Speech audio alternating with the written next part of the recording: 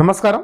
ఈరోజు మనం తమిళనాడు రాజకీయాల్లో జరుగుతున్న అత్యంత ఆసక్తికరమైనటువంటి రాజకీయ మరియు రాజ్యాంగ సంక్షోభం గురించి మాట్లాడుకోబోతున్నాం. రాజ్యాంగం అనగానే ఖచ్చితంగా ఈ ఛానల్ ముందుంటుంది. 2026 అసెంబ్లీ ఎన్నికల్లో తమిళనాడు ప్రజలు ఎవరికి స్పష్టమైన మెజారిటీ ఇవ్వలేదు. గతంలో మనం గత వీడియోలో మాట్లాడడం జరిగింది ఆ విషయం గురించి. మొత్తం 234 స్థానాలుంటే ప్రభుత్వాన్ని ఏర్పాటు చేయాలంటే 118 ఎమ్మెల్యే స్థానాలు మద్దతు అవసరం అన్నమాట ఎవరికైనా సరే. అయితే ప్రస్తుతం అక్కడ ప్రముఖ నటుడు విజయ్ స్థాపించిన టీవీకే పార్టీ 108 స్థానాలు గెలుచుకొని అతిపెద్ద ఏకైక పార్టీగా నిలిచింది.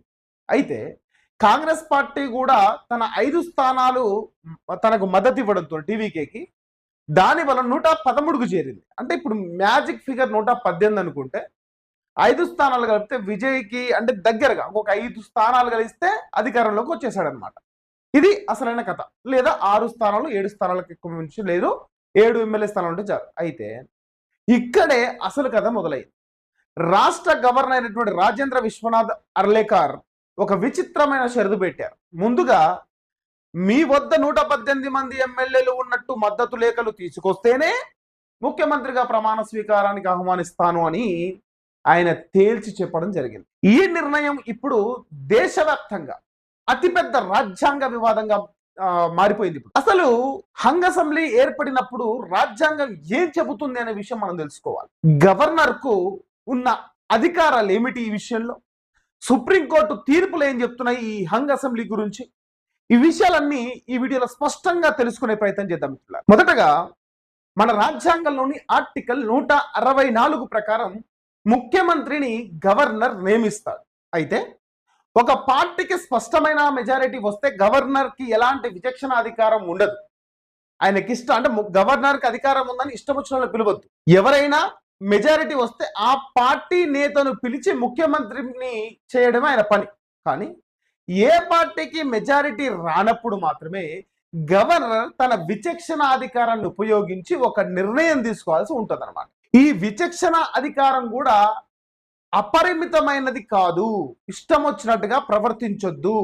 గవర్నర్లు తమ ఇష్టం వచ్చినట్లుగా ప్రవర్తించకుండా ఉండేందుకు కూడా కేంద్ర ప్రభుత్వం గతంలో సర్కారియా కమిషన్ 1983 మరియు పూంచి కమిషన్ 2007లను ఏర్పాటు చేసింది.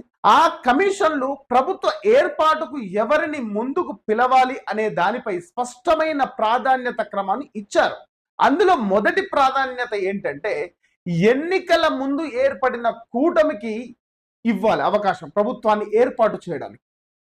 రెండవ ప్రాధాన్యతగా ఇతర స్వతంత్రుల మద్దతుతో ప్రభుత్వాన్ని ఏర్పాటు చేయగలిగినటువంటి అతిపెద్ద ఏకైక పార్టీకి ఇవ్వాలి.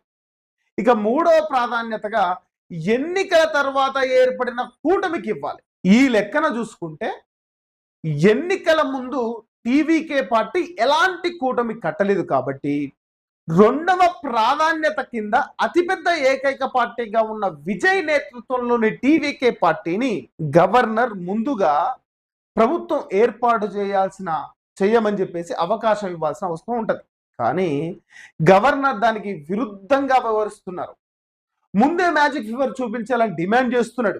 మిత్రులారా, సుప్రీంకోర్టు తీర్పుల గురించి మరియు ఈ వ్యవహారంలో నా వ్యక్తిగత అభిప్రాయాల గురించి మాట్లాడే ముందు ఒక చిన్న రిక్వెస్ట్ మీకు పెడుతున్నాను. ఇలాంటి లోతైన రాజకీయ మరియు రాజ్యాంగ విశ్లేషణలు అంటే రాజ్యాంగ విశ్లేషణ సంబంధించిన విషయాలు కావాలంటే ఈ ఛానల్ని ఇప్పుడే సబ్స్క్రైబ్ చేసుకోండి. ఈ వీడియోకు ఒక లైక్ చేసి మీ మద్దతును తెలియజేయండి. మీ ప్రోత్సాహమే మరిన్ని మంచి వీడియోలు చేయడానికి నాకెంతగానో బలాన్ని ఇస్తుంది. ఇక అసలు విషయానికి వస్తే సుప్రీంకోర్టు తీర్పులు గవర్నర్ల అధికారాల గురించి చాలా స్పష్టంగా చెప్పాయి.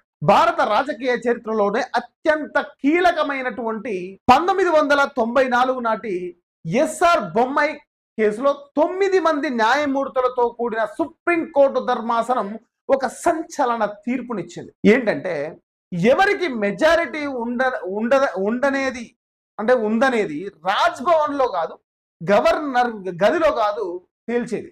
మెజారిటీ ఉందా లేదా అనేది శాసనసభ వేదికగానే అంటే ఫ్లోర్ టెస్ట్ ద్వారా మాత్రమే నిర్ధారించాలి అని సుప్రీంకోర్టు బల్లగుద్ది మరీ చెప్పింది. అలాగే 2005 నాటి బీహార్ సంక్షోభంపై వచ్చిన రామేశ్వరరావు ప్రసాద్ కేసులో కూడా సుప్రీంకోర్టు గవర్నర్లకు గట్టి వార్నింగ్ ఇచ్చింది. ఇక్కడ ఒక పార్టీని ప్రభుత్వం ఏర్పాటుకు ఆహ్వానించేటప్పుడు గవర్నర్ కేవలం ప్రైమాఫేసి అంటే ప్రాథమికంగా మెజారిటీని సాధించగలరా లేదా అని మాత్రమే చూడాలి తప్ప ఆయన ఒక న్యాయమూర్తిలాగా కూర్చొని ముందే ఖచ్చితమైన అంకెలు ఇవ్వండి, మీరు ఎంతమంది వస్తున్నారు సంతకాలు పెట్టి ఇవ్వండి, మీకు మద్దతు ఉందా లేదా ఏట కనిపెట్టాలి అనేటువంటి ముచ్చట్లు చెప్పకూడదు.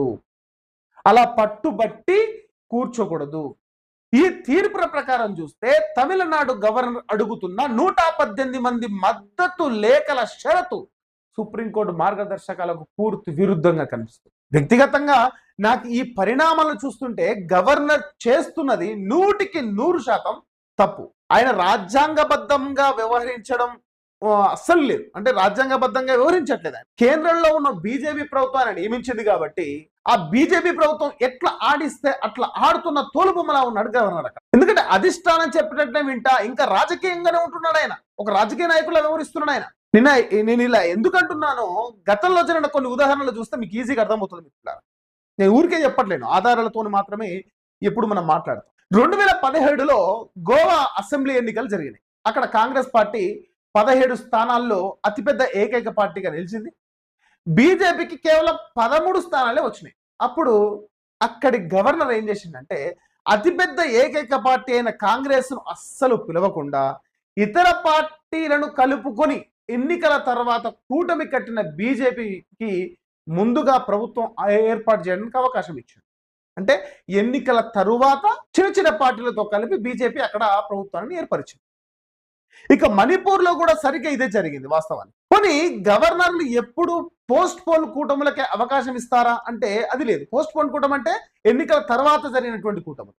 కానీ 2018లో కర్ణాటక ఎన్నికల తర్వాత కాంగ్రెస్ జేడీఎస్ పార్టీలు కలిసి మెజారిటీ మార్కు దాటిన పోస్ట్ పోల్ కూటమిగా ఏర్పడినా సరే ఆ కూటమిని కాదని అప్పటి గవర్నర్ వాజుభాయ్ వాలా మ్యాజిక్ ఫిగర్ లేని బీజేపీని అతిపెద్ద ఏకైక పార్టీ అనే కారణంతో ప్రభుత్వ ఏర్పాటుకు ఆహ్వానించారు.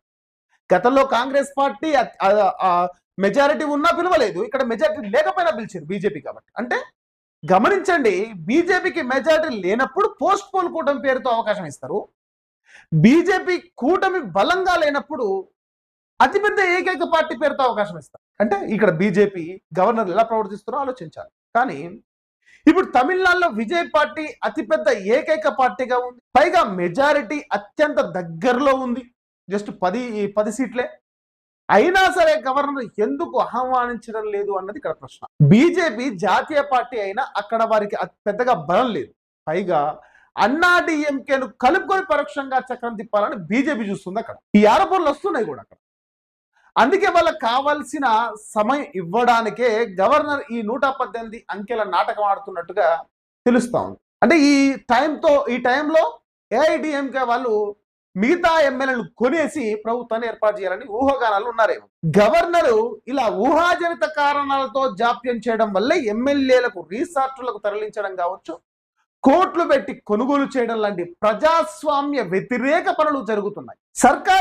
సర్కారియా కమిషన్ నిబంధనల ప్రకారం సుప్రీంకోర్టు చెప్పిన బొమ్మై తీర్పు ప్రకారం అత్యధిక స్థానాలు ఉన్న పార్టీ నేతకి అంటే విజయ్కే ముఖ్యమంత్రిగా ప్రమాణ స్వీకారం చేయించి ఆ వెంటనే 24 లేదా 48 గంటల్లో అసెంబ్లీ ఫ్లోర్ టెస్ట్ లో మెజారిటీ నిరూపించుకోమని చెప్పాలి. రాజ్యాంగబద్ధమైన ప్రజాస్వామ్యబద్ధమైన ఏకైక మార్గం ఇదే. మరి తమిళనాడు గవర్నర్ వస్తున్న తీరుపై చూస్తుంటే చాలా వ్యతిరేకంగా కనబడతా ఉంది ఈ విషయం. మరి మీరేమనుకుంటున్నారు ఈ విషయం పట్ల? విజయ్ని ముఖ్యమంత్రిగా ఆహ్వానించాలా లేదా కింద కామెంట్ అయితే చేయండి. అంటే ఇక్కడ మొత్తంగా మనం విశ్లేషిస్తే ఈ సమస్యను మొత్తంగా విశ్లేషిస్తే బీజేపీకి తొత్తుగా మారినటువంటి గవర్నర్, ఎందుకంటే అసలు గవర్నర్లు రాజకీయంగా రాకపోవడం బెటర్, కానీ వచ్చారు కాబట్టి కనీసం జ్ఞానం ఉండాలి, కనీసం రాజ్యాంగం చదవాలి, కనీసం గతంలో జరిగిన విషయాలను విశ్లేషించాలి, సలహాలు అడగాలి. కానీ బీజేపీ పార్టీ ఏం చెబితే అది వింటాం.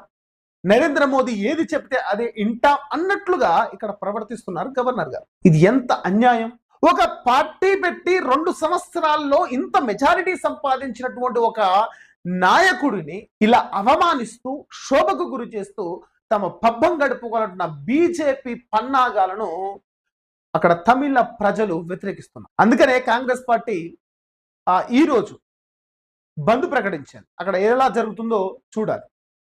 అంటే మొత్తంగా ఇక్కడ ఇంకో విషయం కూడా మాట్లాడుకోవాలి.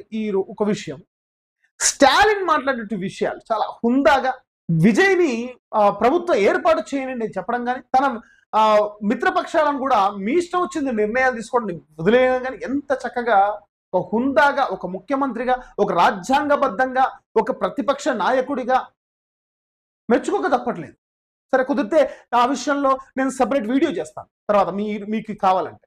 అంటే బీజేపీ ఇంకా గనక మేలుకొనకపోతే దక్షిణ భారతదేశంలో ఇంకా కిందికి పడిపోతుంది అనడంలో ఏ మాత్రం సందేహం.